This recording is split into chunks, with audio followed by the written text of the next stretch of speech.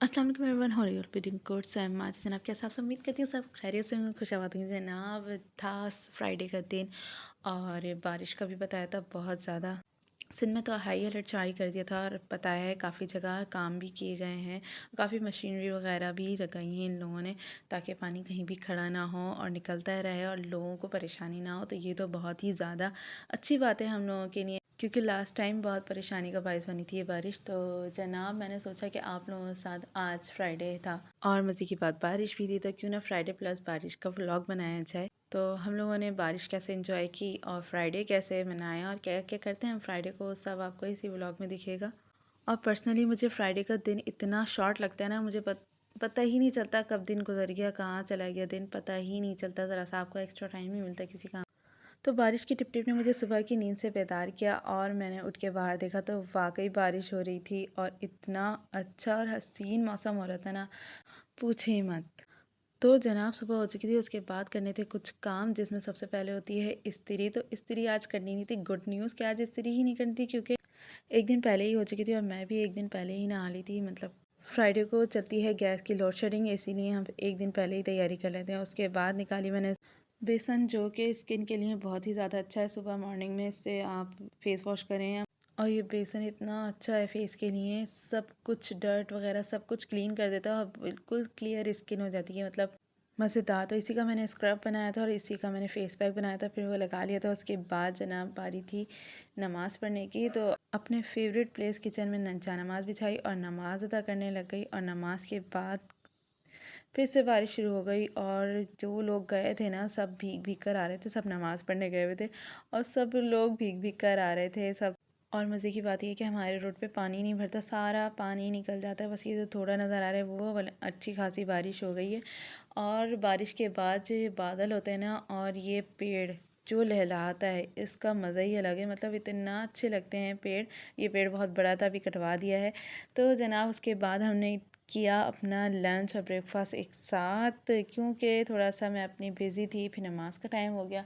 तो मैंने आज ब्रेकफास्ट कुछ नहीं पिया, मैंने जस्ट पानी पिया था, नॉर्मल टैप वाटर। उसके बाद इन लोगों को खाना दिया और ये देख सकते हैं ये लोग कितना खेल रहे हैं और ये लोग खड़े भी होते हैं, दिखाएंगे अभी खड़े होके, देखें इतना प्यारा खड़े होते हैं ना। किसी दिन पूरी वीडियो बनाऊंगी, लेकिन अभी जल्दी में हूँ। बेसिकली खाना तो पूरा हो चुका था, लेकिन आजकल मीठे की क्रेविंग मुझे हो रही है, पता नहीं क्यों। मीठा बहुत अच्छा लग रहा है और मज़ा भी आता है। तो ये बहुत ही ज़्यादा मज़े का हलवा था, तो मैंने सोचा कि चलो मीठे के बाद ये हलवा खाएं और दूसरी बात ही ख़त्म भी हो जाएगा। तो जनाब मैंने ये पहना था, मैंने कल ही पहना है और वही मैंने इस्त्री करके नहीं पहना। तो ये देखें, लग रहा है आपको बगैर इस्त्री का, मतलब सीधा हो जाता है पहनने के बाद ड्रेस, कोई भी पहने। तो ये मैंने ड्रेस पहना हुआ था और बेसिकली हम आए हैं कुरान पढ़ने। तो जनाब अब कुरान की बारी आती है, कुरान में हमें क्या पढ़ना है वो भी आपको बताती थी कि हर फ्राइडे को हम लोग सूरह कहफ नमाज के बाद ज़रूर पढ़ते हैं।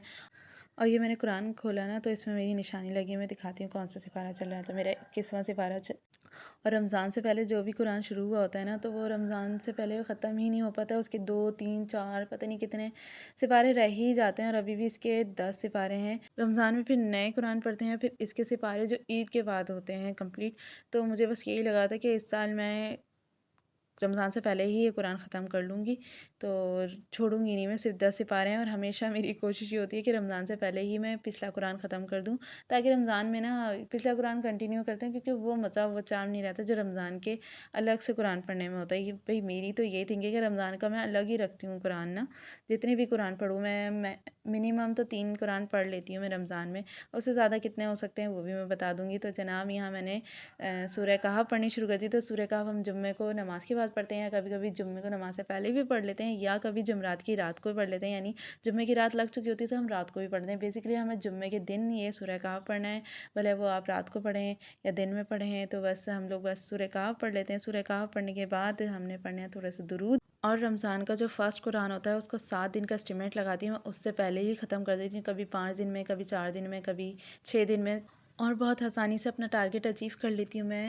अगर आप लोगों को भी ट्रिक चाहिए कि किस तरीके से मैं अपना 6 दिन के अंदर अंदर कुरान ख़त्म कर लेती हूँ, तो मुझे ज़रूर बताइएगा, मैं ज़रूर शेयर करूँगी आप लोगों के साथ रमज़ान में कुरान जल्दी पढ़ने का, जल्दी ख़त्म करने का तरीका। और उसके बाद जनाब फिर बारिश शुरू हो गई। थोड़ी थोड़ी देर रुकती है, थोड़ी थोड़ी देर फिर शुरू हो जाती है। तो जनाब हमने सोचा कि चलो अपनी तस्बीह पढ़ी जाए और हम यहाँ पढ़ें दुरूद, क्योंकि जुम्मे का दिन है और ज़्यादा से ज़्यादा हुज़ूर सल्लल्लाहु अलैहि वसल्लम पे दुरूद भेजने चाहिए। और ये जो नेल्स दिख रहे हैं ना, ये बहुत जल्दी कटने वाले हैं रमज़ान से पहले-पहले। तो मैं रमज़ान से पहले इसलिए काट देती हूँ ताकि मैं ज़्यादा से ज़्यादा इबादत पे फ़ोकस रहूँ, ना कि अपने नेल्स पे कि नेल्स बचाने, ऐसा ना हो जाए, वैसा ना हो जाए। क्योंकि मैं बहुत हबड़-दबड़ में काम करती हूँ रमज़ान में। बस मैं चाहती हूँ कि ज़्यादा से ज़्यादा टाइम इबादत का मिले क्योंकि ये दिन वापस नहीं आते। अगले साल हमें मिले ना मिले, तो मैं नेल्स इसलिए काट लेती हूँ ताकि मेरा नेल्स पे ध्यान ना जाए और मेरा ध्यान पूरा फ़ोकस हमारी इबादत पे रहे। तो हाँ, ईद पे मेरे छोटे होते हैं nails, but I am okay with that. तो जनाब, बारिश तो चल रही थी और बारिश की थोड़ी सी आवाज़ सुनाती हूँ।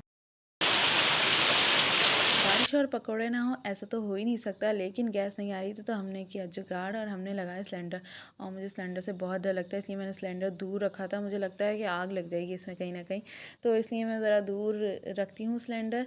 और यहाँ हम लोगों ने पकौड़े की तैयारी की, जिसमें मैंने बेसन घोला, कढ़ाई चढ़ाई, बहन ने आलू काट के दिए और मैंने मज़े से उसको फ्राई किए।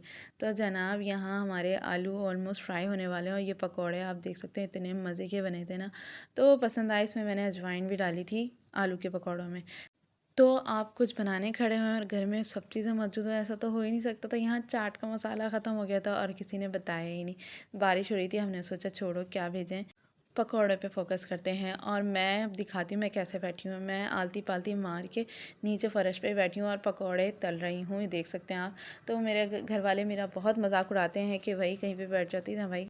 पटरे पे बैठा नहीं जाता और नीचे ज़मीन पे बैठने का मज़ा ही अलग है। तो सुकून से बैठ के पकौड़े बनाए। उसके बाद मैंने जो बेसन बच गया था उसको थोड़ा-सा और गाढ़ा किया और थोड़ी-सी और अजवाइन डाली और इसके मैंने बना दिए सेव, जो कि आपको बाज़ार निम्को वाले के पास मिलती है और ये बहुत मज़े की बनी।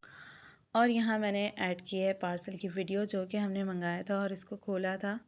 ये सईद गनी की कुछ प्रोडक्ट्स मंगवाई थी मैंने, तो सोचा आप लोगों के साथ भी शेयर करूँ ये कैसी निकली हैं। और डिलीवरी इसकी बिल्कुल फ्री थी, तो मैंने सोचा क्या जाओ और लेकर आओ, इससे बेहतर है कि घर बैठे मंगवा लो। वैसे आप लोगों को पता है कि मैं ऑनलाइन शॉपिंग बिल्कुल नहीं करती, लेकिन ये ऐसे प्रोडक्ट्स हैं, सईद गनी है, तो मैंने बोला चलो मंगा लो।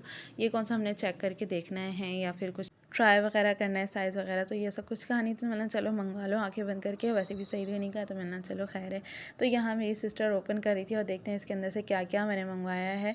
इसमें टोटल 3 प्रोडक्ट्स हैं, जिसमें मैंने 2 तो यूज़ किए हैं, लेकिन एक प्रोडक्ट मैंने यूज़ नहीं किए, तो उसके बारे में अभी कुछ नहीं बताऊँगी, लेकिन मैंने तारीफ़ बड़ी सुनी है। मेरी सिस्टर भी ने भी बोला है कि उनके पास भी ये बहुत अच्छा है प्रोडक्ट ये वाला। तो मैं बताती हूँ कौन-कौन से प्रोडक्ट मँगाए। सबसे पहले ये सनस्क्रीन, तो ये सनस्क्रीन मैंने फ़र्स्ट टाइम परचेज़ किए कहीं से भी। सीरियसली मैं सनस्क्रीन नहीं लगाती, तो यहाँ मैं ट्राई करके बताऊँगी। उसके बाद है रोज़ वाटर, जो कि मैंने ट्राई किया, बहुत अच्छा होता है इनका। और उसके बाद है ये विटामिन सी वाइटनिंग मॉइस्चराइज़र, ये मैंने सेकंड टाइम मंगवाया है। एक दफ़ा मैं खुद जाके लेकर आई थी, जो सब मैंने आपको बताया था कि मैं आपके साथ रिव्यू शेयर करूँगी। तो इसका मॉइस्चराइज़र तो अच्छा है, बट वाइटनिंग या ग्लो कुछ भी मैंने अपने फेस पे नहीं देखा इसके यूज़ करने के बाद। और इसका बहुत अच्छा रिज़ल्ट बता रही है मेरी सिस्टर।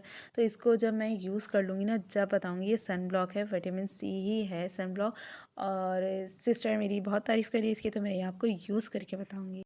सिलेंडर पे ही हमने खाना बनाया, क्योंकि गैस तो आ ही नहीं रही थी, क्योंकि हम पाकिस्तान में रहते हैं। यहाँ कभी बिजली का इशू होता है, कभी गैस का इशू होता है। तो हमें अल्लाह का शुक्र है बिजली का तो इशू नहीं है, लेकिन गैस का बहुत ही ज़्यादा इशू है। तो खाने से तो फ्री हो गए थे, लेकिन मैंने सोचा पहले हमने पकौड़े खाएँ, उसके बाद राइस खाएँ, तो अच्छा खासा चिकना जमा हो गया और हमें अब कुछ कहवा पीना चाहिए। और मेरी सिस्टर का नज़ला भी हो रहा था, मैंने सोचा चलो सबके लिए ही कहवा बना दी जाए और इसको इंजॉय किया जाए। पहले सब चाय पी चुके थे पकौड़ों के साथ, लेकिन मैंने नहीं पी थी। लेकिन मुझे अब ज़रूरत थी कि हाँ, मैं कुछ गर्म पीऊँ, ताकि वो चिकना वगैरह जितना भी ऑयल है सब उतर जाए। तो जनाब, यही था आज का vlog. Hope you like, do like, share, subscribe. Thank you, अल्लाह हाफ़िज़।